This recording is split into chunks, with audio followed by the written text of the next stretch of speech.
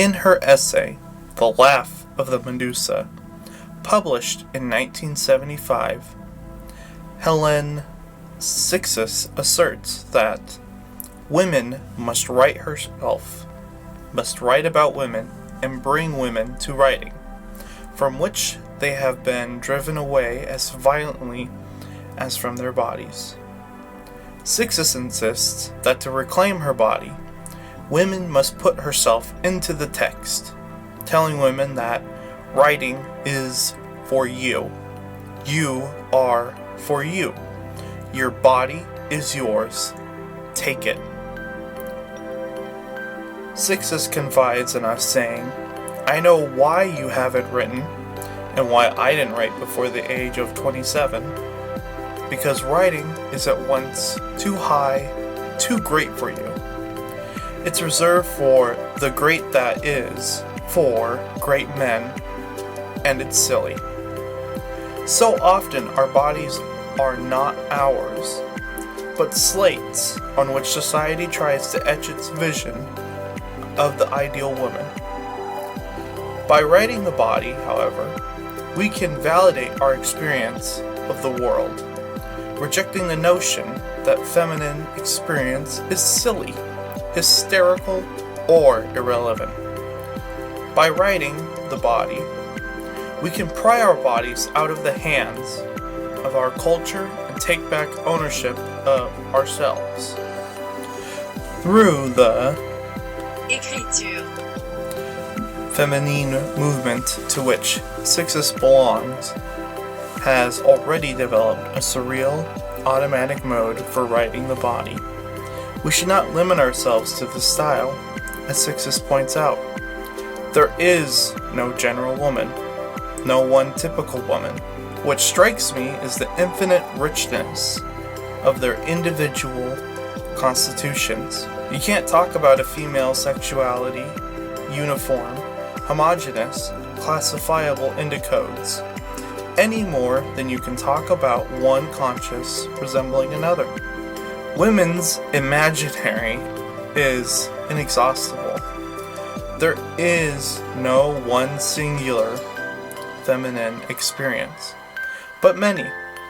There are as many potential ways to write the body as there are experiences of it, so we should not shy away from expanding into the other modes of writing.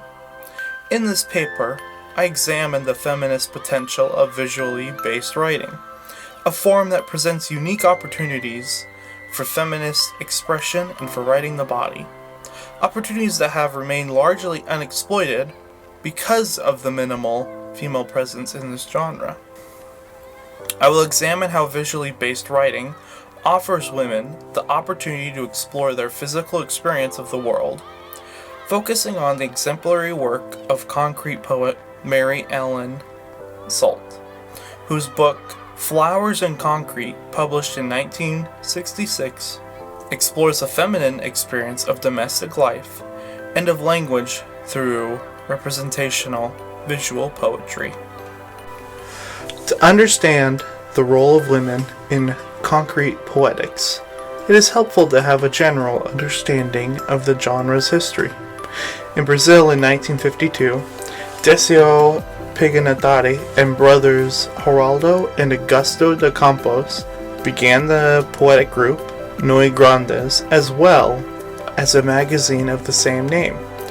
These poets promoted an ideogrammatic poetry that appealed to both the eyes and ear, that patterned itself after contemporary graphic design, and that focused on sociological political content. In 1953, without knowledge of Nui Grandes, Eugen Gonringer used his position as literary editor at the Swiss magazine Spiral to promote his poetry, Constellations, that scattered words or a word about the page.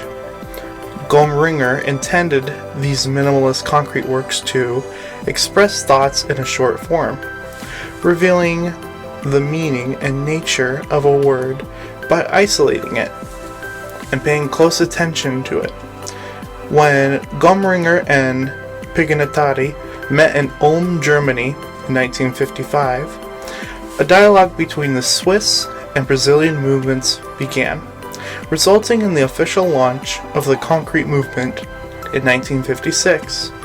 As part of the National Exposition of Concrete Art at the Museum of Modern Art, Sao Paulo, the poets of the now official concrete movement, intended their writing to function as a universal language, transcending the cultural barriers of language by reducing language to its simplest semiotic form.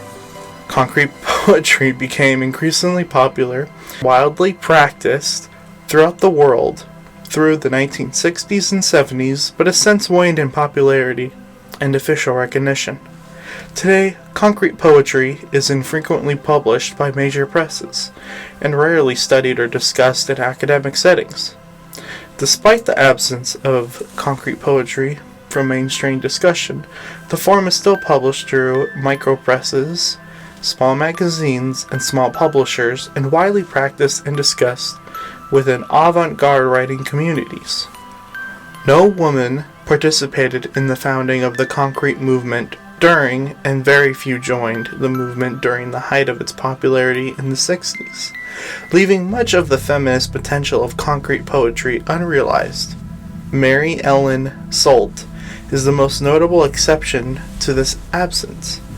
I will now examine the exemplary work of Soult, which explores the feminine experience of domesticity and of language through representational visual poetry. Mary Ellen Soult is best known for her concrete poems made to resemble flowers, and for playing an important role as assembler and editor of the anthology Concrete Poetry Worldview, the definitive anthology of the concrete movement. Soult is one of only a few women concrete poets featured in this substantial and comprehensive international collection. And while most of the women anthologized practiced in collaboration with men, Soult is the sole author of her work. In a time of stiff abstract concrete poetry, Soult's Flowers in Concrete introduces an organic element to the genre that explores both a feminine experience of domestic life and feminine experience of language. In her appreciation of Mary Ellen Soult, A.S. Besa outlines how Soult's practices as editor and concrete poet remained decidedly male community of writers of concrete poetry, a worldview. Besa asserts, the genesis of the anthology is in many ways emblematic of Soult's approach to literature, in which formal discoveries were not entirely disassociated from events in her personal life. To use poetic cliché, Mary Ellen Soult was absolutely modern, a poet moving with ease between the domestic and public spheres and responding with immediacy to the events that shaped her era.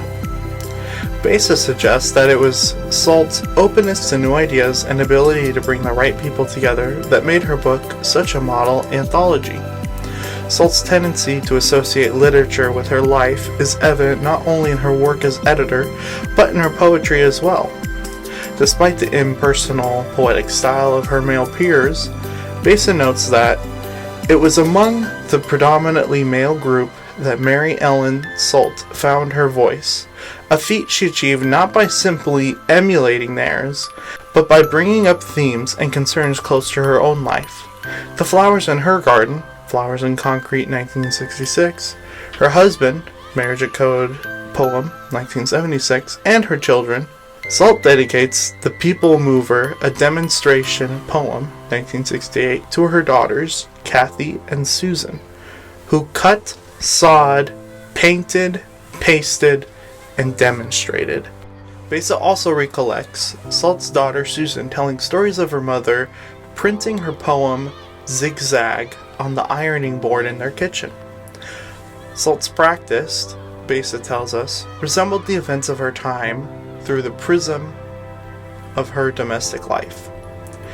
It is this unapologetic domesticity and its validation of feminine experience that gives Salt's work its feminist element, while the poetry of her male contemporaries casts concrete poets as architects, drafting blueprints for an impersonal, universal language. Salt's flowers suggest poets or gardeners of language, cultivating and nurturing fragile, organic figures of subject central to their own lived experience. The organic take on language is evident in Salt's poem Lobella, where each blossom grows one of the letters needed to spell the name of the flower. Lobella exploits the flower's significance as token of affection between lovers in order to explore the negative sick of love, that is, separation and heartache. Each letter blossom is composed not only of the letter needed for the title, but pairs these letters with their mirror image in order to create a balanced, symmetrical flower. These backwards letters suggest a perversion of the meaning and clarity of the regular letters they mirror. And yet these backwards letters are necessary to form a complete blossom, implying that love is necessarily paired with sorrow and a disintegration of the original meaning and happiness of love. The blue of the blossoms also represents the sorrow. Finally, the font used to compose the flowers recalls fonts typically found on wedding invitations and funeral invitations. Lobella invites us not to a celebration of love, but to love's funeral. Just as lovers give flowers as tokens of their affection, so do we give flowers as token of comfort upon the death of a loved one.